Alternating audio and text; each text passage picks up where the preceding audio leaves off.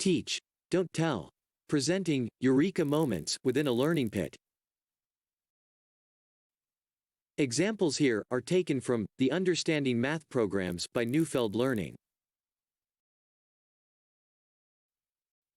This hands-on workshop models lessons which lead to conceptual understanding through hands-on, online and video support.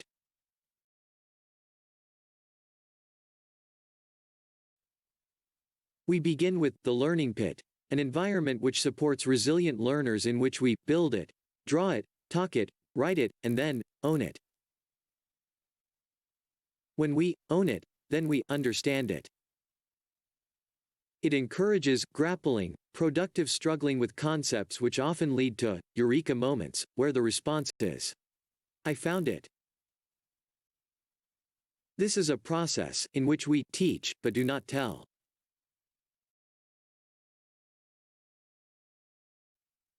Concepts include addition and subtraction with regrouping, partial products, patterning and operations with fractions. Followed by humorous videos, math or magic, and the learning pit. We end with a short video, coding to learn mathematics, to show how productive struggling results in concrete action to result in eureka moments.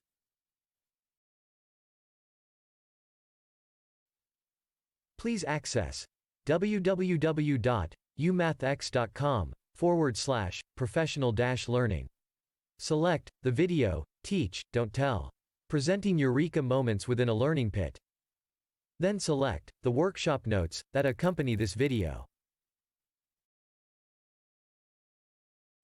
Throughout this video, as specific mathematics concepts are introduced, visual indications will suggest the video be paused, allowing you to think, talk, and do a specific related exercise. In order to gain the most benefit from the interactive sections, we suggest that you pause the video here to view or print the resource files that accompany this session. They can be found on our website and can be downloaded now or as you go along.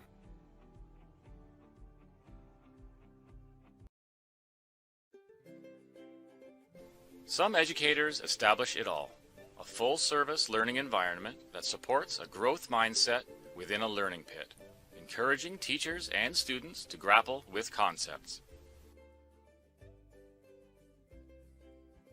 Grappling is what you do when you do not know the answer. It is more than persevering, more than engaging. It is productive struggling. The Learning Pit supports resilient learners. It is an environment where teachers and students address multi-dimensional approaches. Build it, draw it, talk it, write it, and then own it. When you own it, then you understand it. This is a process where one teaches but does not tell, in nurturing a growth mindset within the learning pit.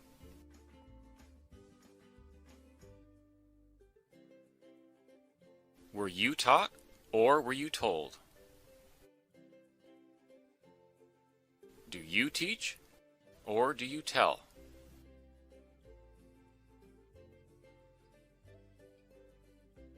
Please encourage them to grapple. It is more than perseverance. It is productive struggling. Teach by helping them learn. Learning is taking the plunge into confusion to work our way out into understanding. In Concept 1, we see a picture representing multiplication. We have base 10 blocks represented on paper. Ones by ones, ones by tens, tens by ones, and a 10 by 10. Here you may want to take Resource 1 and fill in the spaces on your paper. So we have 12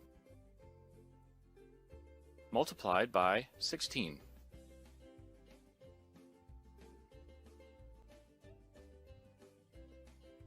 We have 12 through 12 one by ones, 60 through 6 1x10s,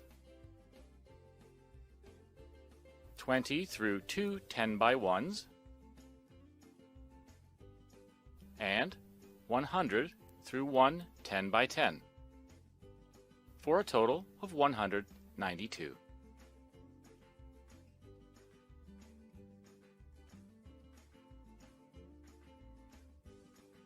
To understand multiplication by partial products, use multi-dimensional approaches in a 3-part lesson involving getting started, then working at it, and then reflect and connect.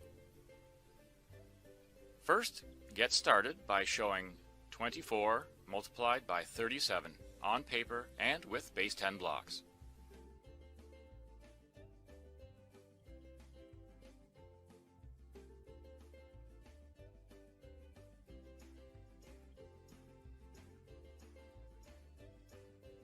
Work at it. Let computer with visuals lead you through the interactive lesson. Make thinking visible. Use multi-dimensional approaches with base 10 blocks, paper, and interactive computer lessons. Note the area colored on paper and the same area covered with the colorful base 10 blocks. Let them grapple. Not all will come out of the learning pit at the same time. Let them study this and talk about it.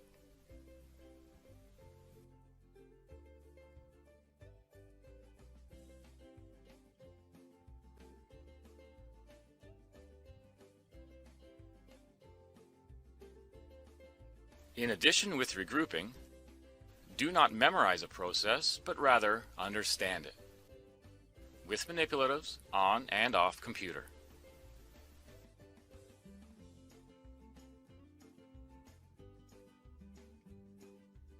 The work with base 10 blocks on the table, drawings on paper, along with computer animation, form the foundation for powerful and effective talk.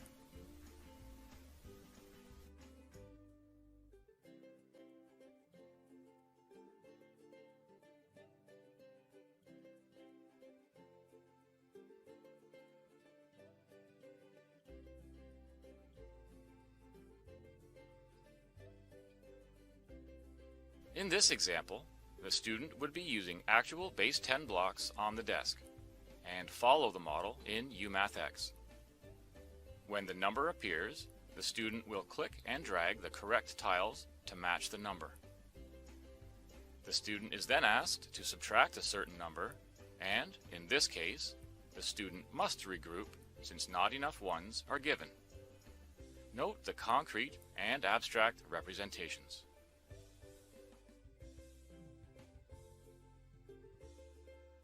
In this 3-part lesson, we use multi-dimensional learning environments. Part 1, Getting Started, on computer with manipulatives. Part 2, Working at it, off computer with manipulatives. And Part 3, Reflect and Connect. Then at the bottom is the summary, reminding us to build it, draw it, talk it, write it. Now you own it. Here the student is considering equal parts as an introduction to fractions. First, the student must enter the number 3 as the number of equal parts and 1 as the number of green parts being considered. Then, numerator and denominator are pulled over to result in a fraction. The learning takes place from concrete to abstract. In this example, we see a pattern block being divided up into fractional parts as a visual on the computer. The participant is encouraged to repeat the action with real pattern blocks, then to think and talk about the fraction.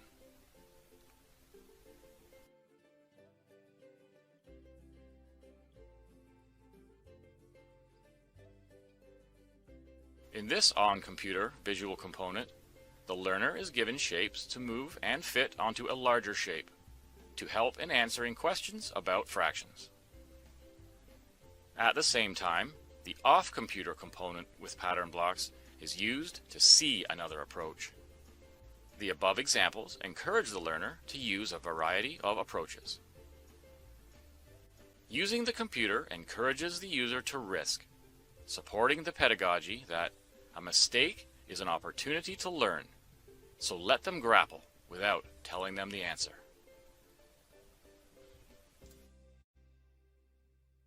Here we are in the midst of a computer animation along with a corresponding activity on paper, where one is first shown any rectangle representing any group of items. First, we will divide the shape into fifths with vertical lines. Then we show 2/5 of the group. The learner then generates 3/4 of 2/5. First, we see and do a particular case. Then we talk about a more general case using colors. Again, we build it, draw it, talk it, write it. We grapple towards owning it. We don't get it immediately, but through various approaches, we get closer and closer to owning it. Remember, owning means fully understanding. This introduction leads discussion to the meaning of division, to understanding through pictures, through computer animation, through talk, to understanding through various approaches. Teaching is not telling a rule. Through grappling over time, confusion works its way to understanding. What does 2/3 divided by 1/6 mean? Can I show that another way? How many sixths are in 2/3? Or how many sixths are in 4/6? Now we can see that discussion with more examples leads to a pattern, opening opportunities that lead to understanding. Here, the graphics help in the understanding of the number of 3/4 in 2.5. We click and drag the part of the container representing the divisor over each of the other containers.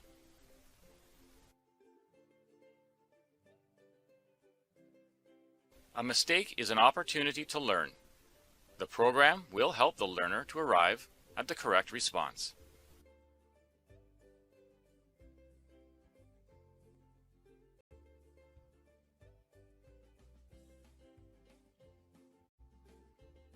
Pictures, words, and symbols. Help in understanding patterns in mathematics. Make a table like this one in your notebook. Fill it in as you check this trick.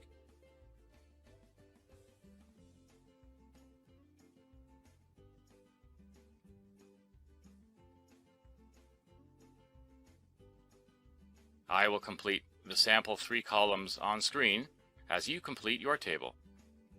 Pause the video if you need more time.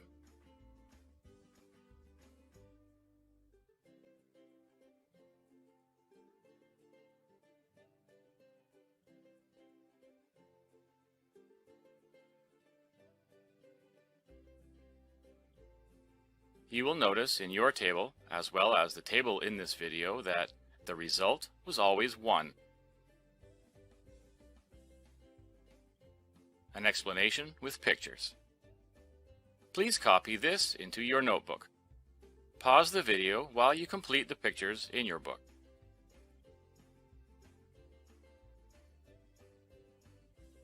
Compare your answer with how the sketch develops here.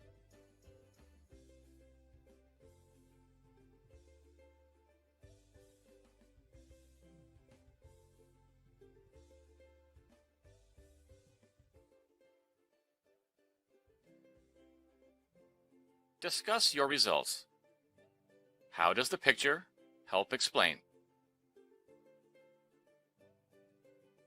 An explanation with symbols. Let x be the number. Adding 3 gives x plus 3. Now pause the video and think and talk about filling in the middle column. Discuss how the symbols help in understanding.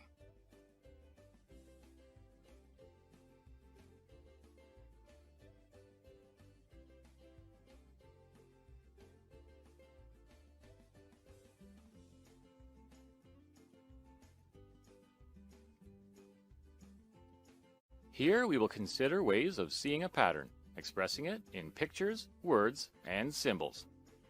If possible, have a set of colored cubolinks ready to use, as pictured in Resource 4. In the sequence 3, 5, 7, what is the 30th term? What about the 80th term? Let's consider using some cubolinks to help us visualize a pattern. Please pause the video for a moment to think and talk about it, and write down some ideas. We can arrange the blocks into geometric shapes. So now we have a line of blue L shapes representing the first 3 terms of the sequence 3, 5, 7. We want to find the number of blocks in the 30th term. How could this arrangement of blocks help us?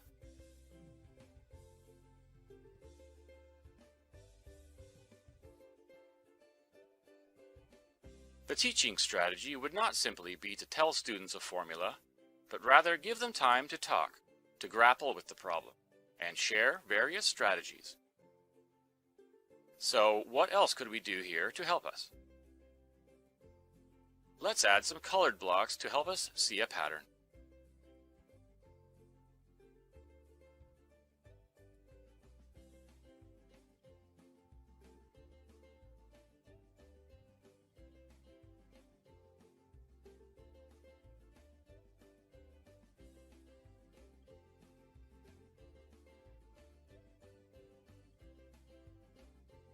Take a minute here to talk about it and write it down. Now we may notice the pattern. For term 1, we have 2 times 1 blue plus 1 red.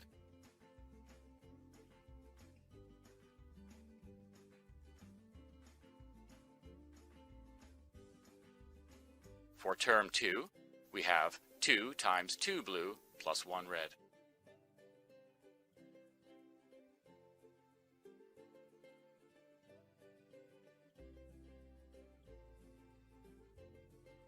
And for term 3, we have 2 times 3 blue plus 1 red.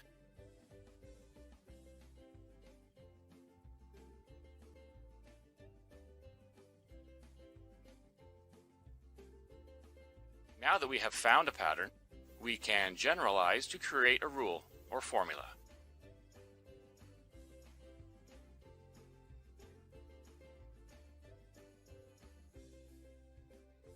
So, our formula is 2 multiplied by n blue plus 1 red. Or simply, 2n plus 1. Now we can find the 30th term. 2 multiplied by 30 plus 1 equals 61. Let's try to solve this another way, by finding another pattern. In the third row, we'll add white blocks and arrange them like this. Please pause the video here to think and talk about a pattern we may see here, and how it can be used to derive a formula for the number of blue blocks at each step.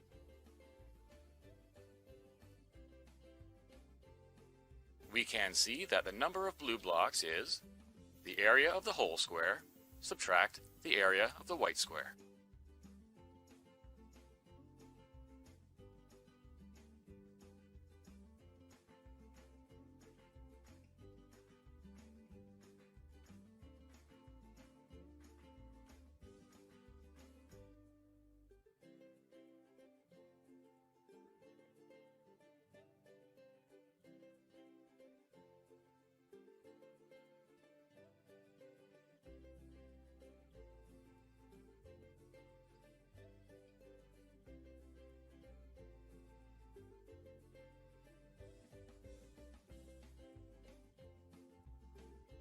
We can create a rule based on this pattern by labeling the blocks like this, and then finding the area of the whole and subtracting the area of the white square.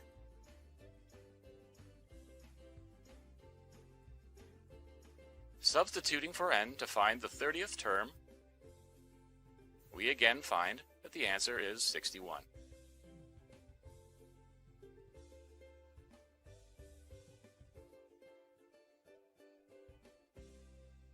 In the on-computer exercise here, learners are asked to find the area on paper first, then on computer, a STEM activity.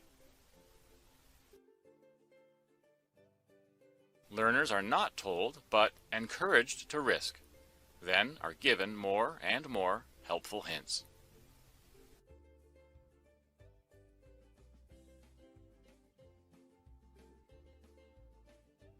In this elementary example, we are adding vertically, but also showing another approach, horizontal, and modeling with the use of cubolinks. The learner would work with a real set of cubolinks on their desk as they work through the example on the computer. Note the number of steps to help the learner with an incorrect answer. A correct answer must be given before the student can proceed.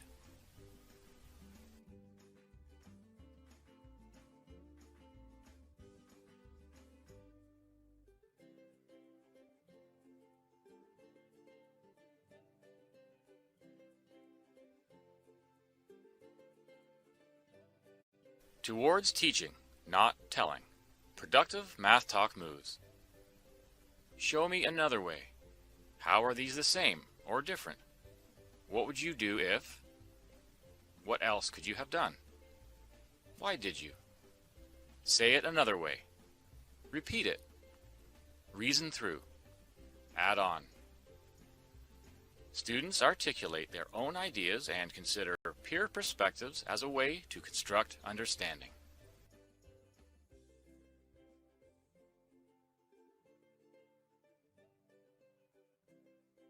Here is a humorous example of magic over understanding of math in the life of Ma and Pa, who consider dividing 25% fairly 5 ways. I figure 75% to you, Pa and Ma, and 25% divided between the 5 of us. Gida, Crowbar, myself, Tom, and the baby. That makes 5% for each one of us. Billy, you're cheating yourself. If there's 25% divided among the 5 of you, that's 14% apiece. Oh, no, listen, Pa. I wouldn't cheat you. You know I wouldn't. Now, look here. I'll show you. Let me rub this out here. And now, 25 divided by 5 is 5. You see, 5 won't go into 2, will it? No. But 5 goes into 25 5 times, you see? No, you're wrong, Billy. Now, I'm a pretty good mathematician.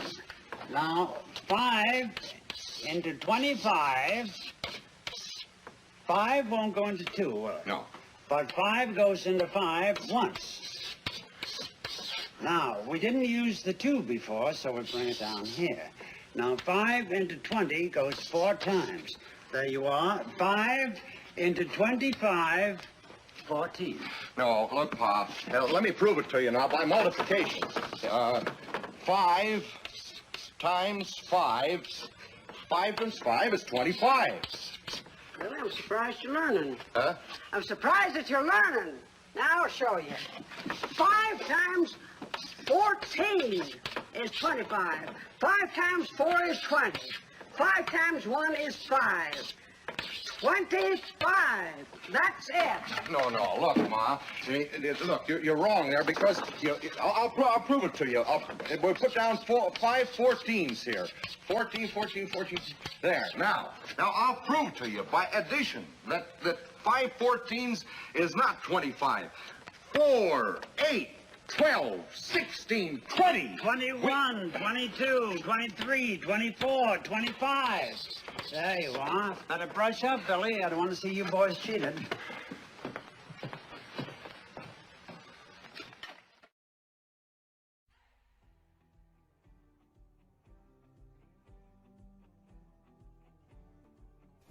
Now we'll see an excellent video by the originator of the Learning Pit concept, James Nottingham of Challenging Learning, The Learning Pit.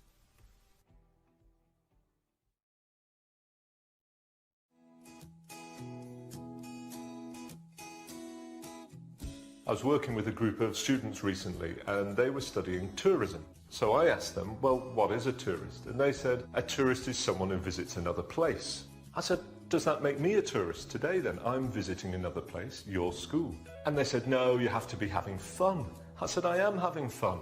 I overheard one of them saying, it's weird him, isn't he? I said, what is a tourist if it's not just visiting another place then? And they said, well, it's somebody who takes photographs when they visit that other place. I said, I've been taking photographs of your school as I've been walking around. They said, okay, but you have to spend money. I've said, I've spent money coming here today and I'm going to spend money on my lunch. They said, oh, you've got an answer for everything. I said, I'm not trying to give that impression. What I'm trying to do is find out what you think a tourist is. How could we find out more? They said, well, we can go and look in the books, we can look online. I said, great, I'll give you 20 minutes. Go and do your research, come back, and we'll see where we go from there. The teachers who were watching that lesson said their children were far more animated than normal, particularly when it came to the research. The students were in groups. One child would say, see, I told you a tourist is someone who goes on tour. Another one says, yes, but we could go on tour and not be tourists. For example, go on a tour of our school. And somebody else said, oh yes, but it's about being on holiday. And they said, but I've been on holiday. We were all on holiday in the summer holidays. It doesn't mean that we were tourists for that whole summer holiday. One girl said, I know you're a tourist if you think you're a tourist. And she was very smug about her answer. But another girl said, hang on a minute. I've just been on holiday. My baby sister didn't think of herself as a tourist, and yet probably she was. And it's about this idea of getting students to question, to challenge, to wonder together. I want to create that sense of cognitive wobble, that sense of intellectual dilemma, so that the students think more. And the metaphor I use for this is a learning pit. I developed this idea in the early 90s when I was teaching and using philosophy for children a lot. And it's a really nice way to think through concepts. I was working with a group of students. They were 7 or 8 years old, and I asked them, what are you studying? They said, odd numbers. I said, oh wow, what's an odd number? They said, an odd number cannot be divided by 2. I said, okay, so if I've got 5 cakes and I share 5 cakes with your teacher, how many would we get each? And they said, she would get 3 and you would get 2. I said, well, why? And they said, because you're a gentleman. I said, no, I want my fair share. They said, okay, she'll get 2, you'll get 2, and you'll leave 1 for a friend. I said, come on, what would you really do? And they turned round as if to apologise to their teachers for what they were about to say. They leaned forward and they said, we'd cut the cakes really. I said, so you can divide 5 by 2, can you? They said, yes. I said, so does that make 5 an even number then? And they said, yes. Lots of the teachers sat at the back going, spent weeks teaching this. My purpose is not to confuse them and then leave them there. My purpose is to get them to think more. If, for example, I had said, what is an odd number? They had said, an odd number cannot be divided by 2. And I said, very good, well done. How much thinking would there have been? But by challenging them and questioning them, they then had to use more skills of thinking. That caused a sense of eureka for children, because they said, oh yes, that's right, and then they started to build on his answers. One of the first times I used this metaphor at a conference, I talked about stage 3 being the eureka moment. And there's a woman on the front row jumped up and she said, I've just got married. And I'm thinking, I'm very happy for you, but please sit down. She said, I've just got married to a Greek man, and so I'm learning Greek. And eureka is Greek for I found it. And I thought, isn't that interesting? Eureka means I found it. It doesn't mean my teacher gave me the answer. It doesn't mean my friend showed me. It means I found it. And when you get that sense of eureka, what do you want to do with it? You want to share it. You want to talk to people, and you want to repeat it. How many times have parents picked up children and said, what did you do at school today? And our children say, nothing. Try shutting them up. If they've had that eureka moment, they will be blah, blah, blah, blah, blah, blah. And when they come back to school the next day, what will they want? More of the same. And here's the key about the pit. Do you get that sense of eureka if you haven't first struggled? If I had said, what is a tourist? They had said, someone who visits another place, and I had said, very good, well done. Is that the sense of eureka? No. They necessarily have to struggle first to then have a chance of getting that sense of elation, that sense of eureka, that sense of I found an answer. The pit is a metaphor that you can share with your students. So for example, you can say, how many of you are out of the pit now? They put their hands up. And how many of you are still in the pit? They put their hands up. Pair them up. So if you are out of the pit, it's your job to help those who are still in the pit to come out. Mind you, if you are still in the pit, it's your job to try and drag those who are out of the pit back down into it. Don't let them get away with easy answers. And what is wonderful is those students who often struggle in the lessons where memory is king, that if I can memorize this, I can do well in the tests and the exams and the tasks that I'm asked. This is changing that and saying, we've got to think it through, we've got to get into the complexity, and we've got to really work together.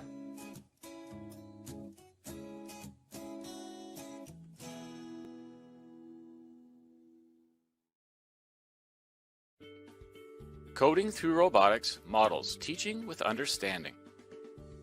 Coding has become a vital skill for the 21st century. It gives learners direct participation in and responsibility for their own learning. The computer language logo models a learning environment which encourages one to teach rather than simply to tell. Logo is an intuitive, simple, yet powerful visual coding language designed especially for young learners. Dr. Seymour Papert of MIT developed this powerful coding language, which uses code to direct a robot on the floor or on the computer screen. I met Dr. Papert at MIT. The meeting determined my future direction in education. Logo is a model for learning. One learns from mistakes. In these examples, we are learning by teaching a robot. In the first example, from 1990, working in a classroom. And in 2020, we are working with the Bluebot robot. Logo is referred to as the language of learning. I will start the first example by using some simple commands. First, in the listener panel, I'll enter home, clear screen, set width 3. This sets the width of the path that the turtle takes so you can see clearly. I'll use a slow turtle, and I'll set the pen color to 4, which corresponds to red. When I hit enter, all of these commands are executed at once, but you'll only see the final command, set pen color, because the turtle hasn't moved yet. So let's write another set of commands. We'll start at the home position, clear screen, and now let's move forward 67 and turn right 90 degrees and back 67. I enter that and now the turtle has moved. So we've got a code that gives us action. Now let's clear the screen, and I want to chunk the next set of commands, which is a process where I can break a line into parts and see what's happening one step at a time, which is a good tool for problem solving. So let's go forward 67 and hit enter. Then let's turn right 90 and enter. And let's go back 67. Let's clear the screen. And let's clear the text as well for clarity. Now I'd like to repeat 4 times, square brackets, go forward 60, turn right 90, and pressing enter, we get a square, which is what we would expect. Let's add a bit more to this. So we'll repeat 4 times, square brackets, and let's repeat again and do a forward 60, right 90, and then at the end of the second repeat, we'll add a turn right 90. I would discuss this with my partner or group and come up with a prediction of what we think will happen here. Hitting enter, let's see what we get. And there are many more commands we could use, but this gives you an idea of the learning. I'm going to clear the screen, and let's go home, and let's clear the text as well. Building on the previous line, let's add a forward 60 and see what happens. And if this wasn't what we wanted, we can learn from our mistake by adapting our commands. In Logo, we build progress on progress. We build knowledge on knowledge. So suppose I want to teach a lesson. Let's call it box. I type 2 box and enter that, and we get this editor screen. The 2 tells me a lesson is coming, and I'm going to teach it to create a box. It's repeat 4 times, go forward 60, and right 90. Now if I click the Run button, we get the message, box defined. So it's like you go to school and learn a lesson based on certain concepts, and then the next day you build on what you already know. So I built a lesson box based on commands that I had learned previously, and now box becomes a new command, a new concept that I know. As a teacher, I would test that concept, so let's enter box and see if we get what we thought we would get. Really, we're seeing whether we have taught it correctly. Are we going to get what we expect? So we hit enter and we get this shape. Now let's try repeat 4, and we can be more efficient now. Let's make a box and then turn right 90 and enter that. So we have taught a new lesson based on present knowledge, as you do in school. We have taught the turtle to make a box. Then we tested that lesson to see if you, the teacher, have taught it correctly. Use the new lesson to build knowledge on knowledge. We could now make another lesson that draws multiple boxes in new ways, and build upon that as well. This is a simple example, but it gives you an idea of what is possible here. And you can see that it showed. Coding through robotics models teaching with understanding.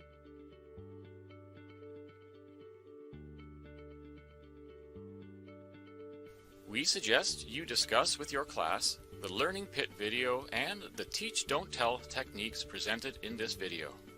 Thank you for watching. Have a great time teaching.